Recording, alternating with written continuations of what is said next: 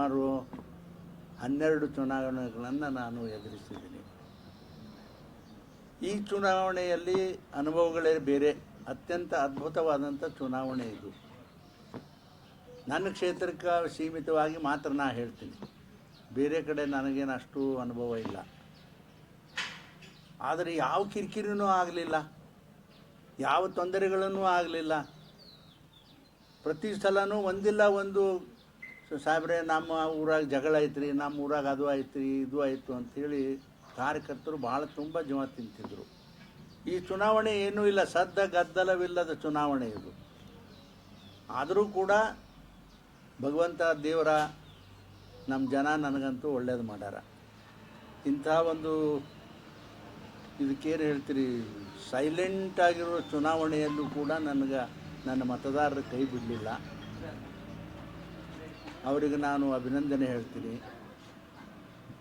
ಆಮೇಲೆ 1 ವರ್ಷ ಆಯಿತು ಸರ್ಕಾರ ಬಂದು, ಒಂದು ಸೂರು ಕೂಡ ಒಂದು ಹೊಸ ಅಭಿವೃದ್ಧಿ ಕೆಲಸಗಳನ್ನು ಮಾಡಲಿಲ್ಲ.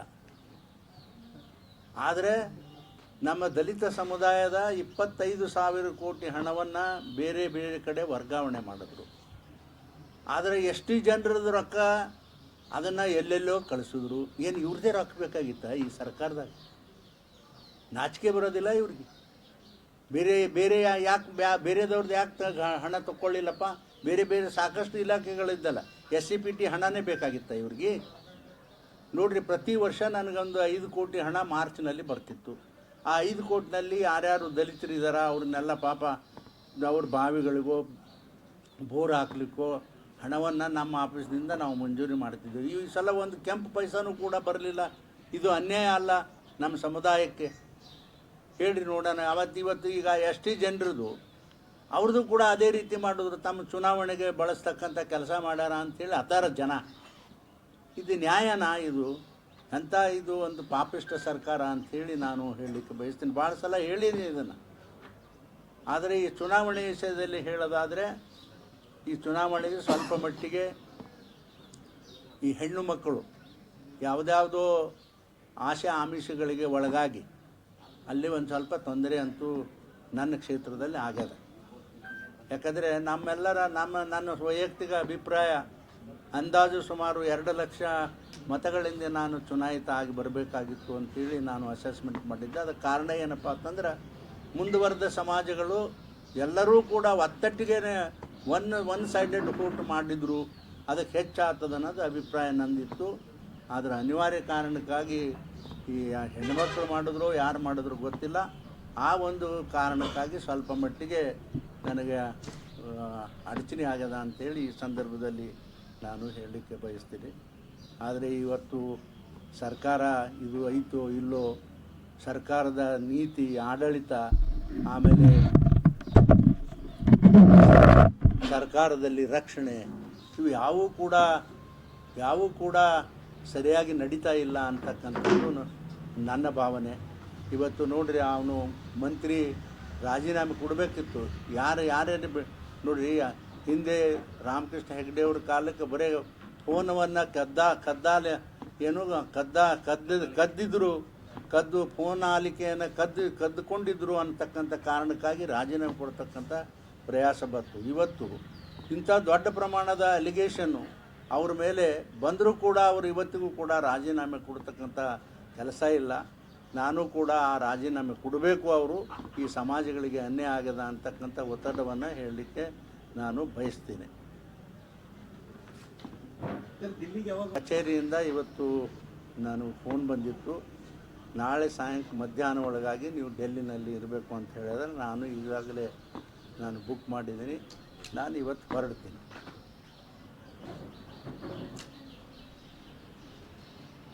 ಅಭಿಪ್ರಾಯ ಏನಿದೆ ಇರಲಿ, ಆದರೆ ಇಲ್ಲಿ ಮೋದಿಯವ್ರನ್ನ ಬಿಟ್ಟು ಬೇರೆದವ್ರು ಮಾಡುವ ಇದನ್ನೇ ಇಲ್ಲೇ ವಿಚಾರವೇ ಇಲ್ಲ.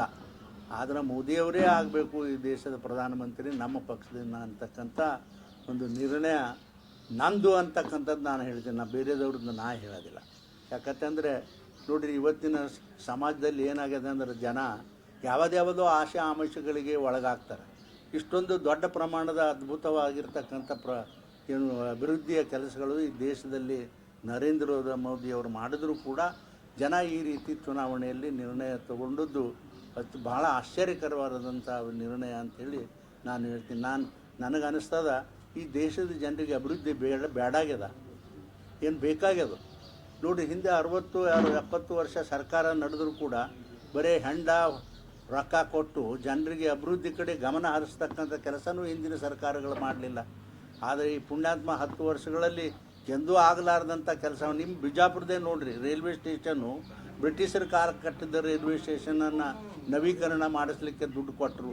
ಇದೇ ರೀತಿ ದೇಶದ ತುಂಬನೂ ಕೂಡ ಅಭಿವೃದ್ಧಿ ಸಲಕ್ಕೆ ರೊಕ್ಕ ಕೊಟ್ಟರು. ಇವತ್ತೆಲ್ಲನೂ ಕೂಡ ದೇಶದಲ್ಲಿರ್ತಕ್ಕಂಥ ನ್ಯಾಷನಲ್ ಹೈವೇಗಳನ್ನು ಅಭಿವೃದ್ಧಿ ಮಾಡಿದ್ರು. ನಮ್ಮ ವಿಜಯಪುರದ ಜಿಲ್ಲೆಯಲ್ಲೇ ಕೂಡ ಸುಮಾರು 6-7 ನ್ಯಾಷನಲ್ ಹೈವೇ ಅಭಿವೃದ್ಧಿ ಮಾಡೋರು. ನನ್ನ ಮನೆ ಮುಂದೆ ನೋಡಿರಿ, ಇದನ್ನು ಕೂಡ ನ್ಯಾಷನಲ್ ಹೈವೇ ಅಪ್ಗ್ರೇಡ್ ಮಾಡಿದ್ರು. ಆದರೆ ಇವೇನು ಸಾಮಾನ್ಯ ಕೆಲಸ ಏನ್ರಿ? ಲಕ್ಷಾವಧಿ ಕೋಟಿ ಹಣವನ್ನು ಖರ್ಚು ಮಾಡಿ ದೇಶಕ್ಕೋಸ್ಕರ. ಆಮೇಲೆ ಭದ್ರತೆ, ದೇಶದ ಈ ಒಂದು ವೇಳೆ ಮೋದಿಯವರು ಇಲ್ಲ ಅಂತಂದ್ರೆ ಬೇರೆದವರು ಈ ದೇಶದ ಭದ್ರತೆಯನ್ನು ಕಾಪಾಡ್ತಕ್ಕಂಥ ಕೆಲಸ ಮಾಡ್ತಾರ ಅಂತಕ್ಕಂಥ ಅನುಭವ, ಅದು ಸಂಶಯ ಪ್ರತಿಯೊಬ್ಬ ಜನರ ಮನಸ್ಸಿನಲ್ಲಿ ಅದ. ಆದರೆ ಇಂಥ ಎಲ್ಲವನ್ನು ಕೂಡ ನೋಡಿದ ಮೇಲೆ ಬೇರೆದವರು ಮಾಡುವ ವಿಚಾರ ಯಾರ್ದು ಇಲ್ಲ. ಅವರು ನಿನ್ನೆ ಕೂಡ ತಾವು ನೋಡಿದಿರಿ, ನಿನ್ನೆ ನರೇಂದ್ರ ಅವರು ಡಿಕ್ಲೇರ್ ಮಾಡ್ಯಾರ ಏನಪ್ಪ ಅಂದ್ರೆ ನಾವು ಭಾರತೀಯ ಜನತಾ ಪಕ್ಷದ ಜೋಡಿ ಇರ್ತೇವೆ ಅಂತಕ್ಕಂಥ ನಿರ್ಣಯ ನಿನ್ನೆನೇ ಮಾಡ್ಯಾರ. ಚಂದ್ರಬಾಬು ನಾಯ್ಡು ಅವರು ಮಾಡ್ಯಾರ, ಆಮೇಲೆ ನಿತೀಶ್ ಕುಮಾರ್ ಅವರು ಮಾಡ್ಯಾರ. ಅದು ನಿಮಗೆ ಗೊತ್ತದ ಇಲ್ಲ ಗೊತ್ತಿಲ್ಲ. ನಿನ್ನೆ ಅದೆಲ್ಲ ನಮ್ಮ ಇಂಟರ್ನಲ್ ಇಲ್ಲ. ಅವರು ನಿನ್ನೆ ಕೂಡ ತಾವು ನೋಡಿದಿರಿ, ನಿನ್ನೆ ನರೇಂದ್ರ ಅವರು ಡಿಕ್ಲೇರ್ ಮಾಡ್ಯಾರ ಏನಪ್ಪ ಅಂದ್ರೆ ನಾವು ಭಾರತೀಯ ಜನತಾ ಪಕ್ಷದ ಜೋಡಿ ಇರ್ತೇವೆ ಅಂತಕ್ಕಂಥ ನಿರ್ಣಯ ನಿನ್ನೆನೇ ಮಾಡ್ಯಾರ. ಚಂದ್ರಬಾಬು ನಾಯ್ಡು ಅವರು ಮಾಡ್ಯಾರ, ಆಮೇಲೆ ನಿತೀಶ್ ಕುಮಾರ್ ಅವರು ಮಾಡ್ಯಾರ. ಅದು ನಿಮಗೆ ಗೊತ್ತದ ಇಲ್ಲ ಗೊತ್ತಿಲ್ಲ. ನಿನ್ನೆ ಅದೆಲ್ಲ ನಮ್ಮ ಇಂಟರ್ನಲ್ ಸಭೆ ಮುಗಿದ ಮೇಲೇ ಪ್ರಧಾನಮಂತ್ರಿಗಳು ನಿನ್ನೆ ನಿಮ್ಮ ಪತ್ರಿಕೆ ಹೇಳಿಕೆ ಆಗಲಿ ಅಥವಾ ನಿಮ್ಮ ಟಿ ವಿಗಳಿಗೆ ಸಂದರ್ಶನವನ್ನು ಕೊಡ್ತಕ್ಕಂಥ ಕೆಲಸ ನಿನ್ನೆ ಮಾಡ್ಯಾರ ಅಂಥೇಳಿ ನನ್ನ ವೈಯಕ್ತಿಕ ಇದು ಅಭಿಪ್ರಾಯ.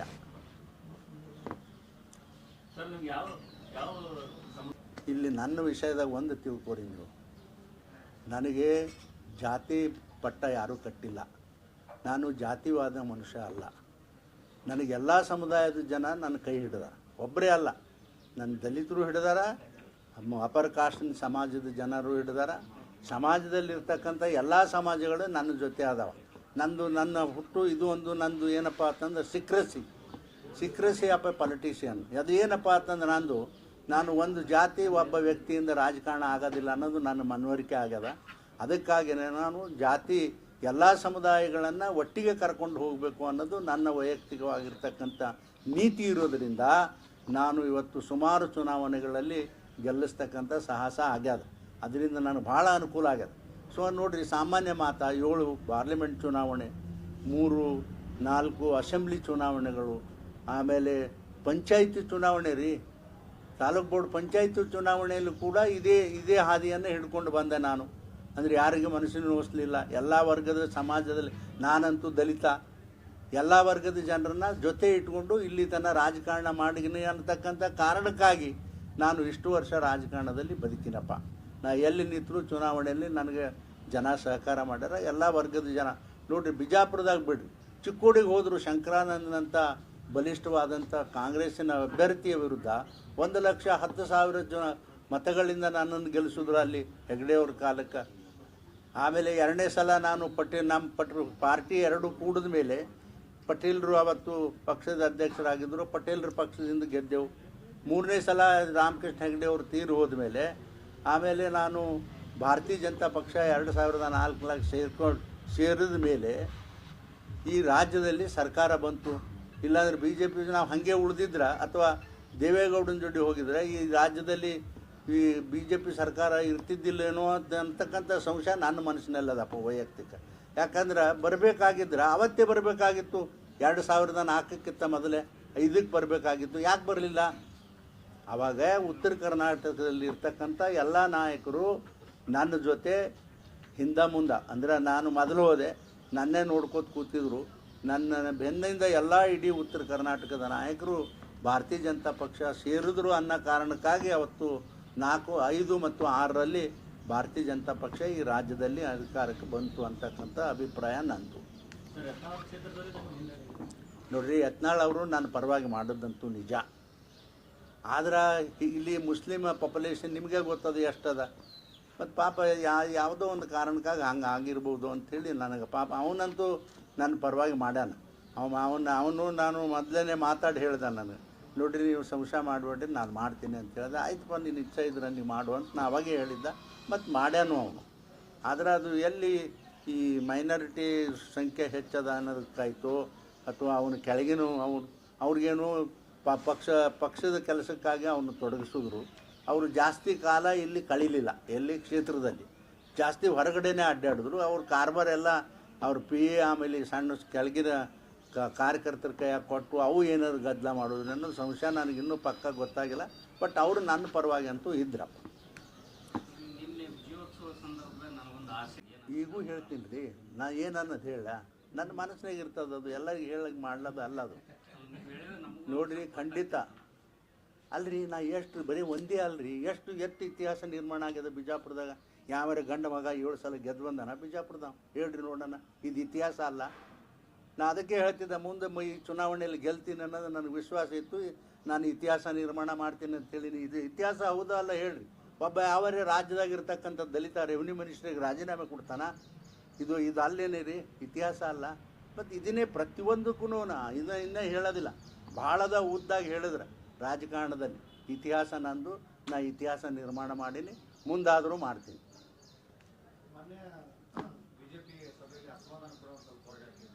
ಅಸಮಾಧಾನ ಇಲ್ಲ ನೋಡ್ರಿ, ನಾನು ನಿನ್ನೆ ಅಷ್ಟೇ ಅಲ್ಲ, ನಾನು ಹಿಂದೆನೂ ಕೂಡ ಈ ವಿಷಯವನ್ನು ಹೇಳಿನಿ.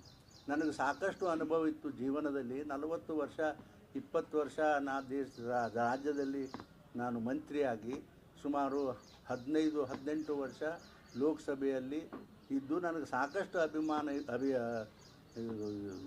ಅನುಭವ ಇತ್ತು. ಆದರೆ ನನ್ನ ಪಕ್ಷ ನನ್ನ ಅಭಿಮಾನ ಇದನ್ನು ಸರಿಯಾಗಿ ಬಳಸ್ಕೊಳ್ಳಿಲ್ಲ ಅಂತಕ್ಕಂಥದ್ದು ನಾ ಹೇಳಿನಪ್ಪ, ಓಪನ್ ಆಗಿ ಹೇಳಿನಿ.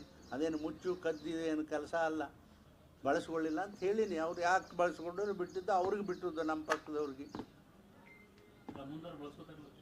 ಅವ್ರಿಗೆ ಬಿಟ್ಟಿದ್ರಿ. ಅದು ಬರ್ರಪ್ಪ ಕೆಲಸ ಮಾಡಂದ್ರೆ ಮಾಡ್ತೇವೆ. ಆದರೆ ನಾವು ನಂದು ಸ್ವಭಾವ ಹೆಂಗಂದ್ರೆ, ನನಗೆ ಟಿಕೆಟ್ ಬೇಕ್ರಿ ಅಂತ ಹೋಗಿ ಯಾರ ಮನೆ ಮುಂದೆ ಬಾಗಿಲಿಗೆ ನಿಂದ್ರೋದು, ನನ್ನ ಮಂತ್ರಿ ಬೇಕ್ರಿ ಅಂಥೇಳಿ ಇನ್ನೊಬ್ಬರ ಮನೆ ಬಾಗಿಲು ಮುಂದಿದ್ದು ನನ್ನ ಜೀವನದಾಗಿಲ್ಲ. ನಾನು ಸ್ವಾಭಿಮಾನ ಮನುಷ್ಯ. ಬಾಬಾ ಸಾಹೇಬ್ ಅಂಬೇಡ್ಕರ್ ಕೊಟ್ಟಿರ್ತಕ್ಕಂಥದ್ದು ನಮ್ಮ ಸಮಾಜಕ್ಕೆ ಒಂದೇ ಒಂದು ಕೊಡುಗೆ ಏನಪ್ಪ ಅಂತಂದ್ರೆ ಏನು, ಆತ್ಮವಿಶ್ವಾಸ. ಅದನ್ನು ಕೊಟ್ಟು ಹೋಗ್ಯಾರ. ನಾನು ಸ್ವಾಭಿಮಾನಿ. ನಾ ಯಾರ ಕೈಗೂ ಕೂಡ ನಾನು ಪತ್ರ ಹೋಗಿಲ್ಲ. ನಾ ಯಾವತ್ತೂ ಕೂಡ ಏನೂ ಬೇಡಿಲ್ಲ. ಕೊಟ್ರ ಚಾರಣೆ, ಕೊಟ್ಟಿಲ್ಲ ಅಂದ್ರೆ ಬಾರಣೆ. ಇದು ನನ್ನ ಖಂಡಿತ. ಇದು ಈಗೂ ಅಷ್ಟೇ. ನಾನು ಯಾವುದೂ ವ್ಯತ್ಯಾಸ, ಮತ್ತು ನನಗೆ ಜೀವನದಲ್ಲಿ ಏನಿದ್ರು ಇದು MP ಆದರೂ ಅಟ್ಟೆ ಅದ, ಬಿಟ್ಟರು ಅಟ್ಟೆ ಅದ, ಮಂತ್ರಿ ಆದರೂ ಅಟ್ಟೆ ಅದ, ಬಿಟ್ಟರೆ ಅಟ್ಟೆ. ದೇವ್ರು 2 ರೊಟ್ಟಿ ಕೊಟ್ಟಾನಪ್ಪ, ಬಂಗಾರ ಅಂತ ಸಂಸಾರ ಕೊಟ್ಟಾನ, ಮಕ್ಕಳು ಕೊಟ್ಟಾನ, ನಾನು ಆರಾಮಾಗಿರ್ತೀನಿ.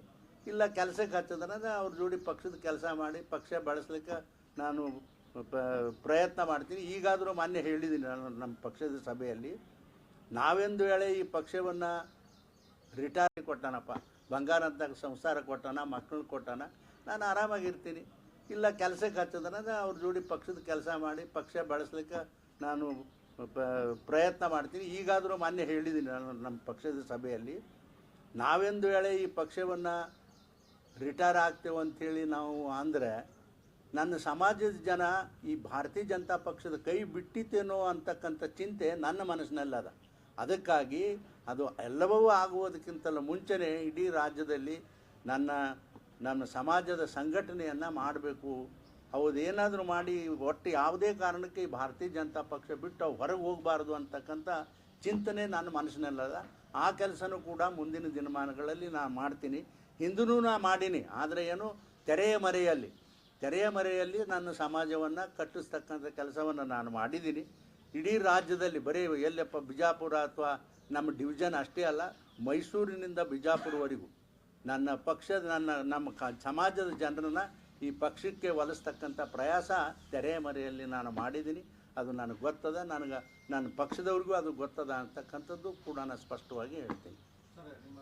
ಆಪ್ತರು, ಅತಿ ಆಪ್ತರು ಎಲ್ಲರೂ ಕೂಡ ನಿಮ್ಮ ಟಿಕೆಟ್ ಶತ ಪ್ರಯತ್ನ ಮಾಡಿದರು, ಆದರೂ ಟಿಕೆಟ್ ಪಡೆದ್ರಿ. ನೋಡ್ರಿ, ಅವ್ರು ಯಾರು ನೀವು ಕೇಳಿದ್ರಿ? ಯಾರೇ ಅಪರ್ ಕಾಸ್ಟ್ನವ್ರು ಕೇಳಿದ್ರೆ ಟಿಕೆಟ್ ನಂದು ಏನಿಲ್ಲ, ನಮ್ಮ ಸಮಾಜದವ್ರು ಕೇಳ್ಯಾರ. ಅದು ಅವ್ರಿಗೇನು ರಿಸ್ಟ್ರಿಕ್ಷನ್ ಕೇಳಬಾರ್ದು ಅಂತೇಳಿ ಅದಾನ, ಅಥವಾ ಏನು ರಮೇಶ್ ಜಿಗಜಿನಿ ನಿತ್ತಲ್ಲಿ ನಾನು ನಿಂದಿರಬಾರ್ದು ಅಂತೇನು ಬಾಂಡ್ ಬರೆದು ಕೊಟ್ಟಾರ? ನಮಗೆ ಯಾರ್ರಿ? ಸಮಾಜದವರು ಎಲ್ಲರಿಗೆ ಅವ್ರಿಗೆ ವೈಯಕ್ತಿಕ ಸ್ವಾತಂತ್ರ್ಯ ಇರ್ತದೆ. ಇದು ಪಕ್ಷದ ಯಾರು ಇಚ್ಛೆ ಇರ್ತದೆ ಅವ್ರು ಕೇಳ್ತಾರಪ್ಪ. ಯಾರಿಗೆ ಕೊಡಬೇಕು ಬಿಡಬೇಕು ಅನ್ನೋದು ನಿರ್ಣಯ ಆ ಪಕ್ಷದವ್ರಿಗೆ ಬಿಟ್ಟದ್ದು.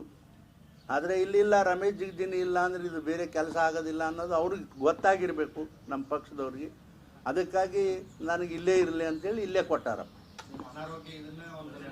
ನನಗೆ ನೋಡ್ರಿ ನೀವು ಎಷ್ಟು ಹೇಳಿದ್ರು ಅಷ್ಟೇ, ಅದೇನೇನು ಸಂಬಂಧ ಇಲ್ಲ. ನಂದ್ಯಾಕೆ ಅನಾರೋಗ್ಯಪ್ಪ? ಅಲ್ಲಿ ನಂದ್ಯಾಕೆ ಅನಾರೋಗ್ಯ? ನಾನು ಚೆನ್ನಾಗೇ ಇದ್ದ. ನೋಡಿರಿಲ್ಲ ಅಲ್ಲಿ ಏನೋ ಒಂದು ಸ್ವಲ್ಪ ಇದು ತಪ್ಪಿತ್ತು. ಹೊರಗೆ ಬಂದ ತಕ್ಷಣ ನಾನು ಚುನಾವಣೆ ಪ್ರಚಾರ ಪ್ರಾರಂಭ ಮಾಡೀನಿ. ನನಗೆ ರೆಸ್ಟ್ ಬೇಕು, ನಾ ಮನ್ಯಾಗ ಇರ್ತೀನಿ, ಭಾಳ ಆರಾಮ ತಪ್ಪದ ಅಂತೇಳಿ ನಾನೇನು ಕೂತ್ಕೊಳ್ಳಿಲ್ಲ ಮನ್ಯಾಗ. ನಮಸ್ಕಾರ, ಕೂಡ್ರಿ.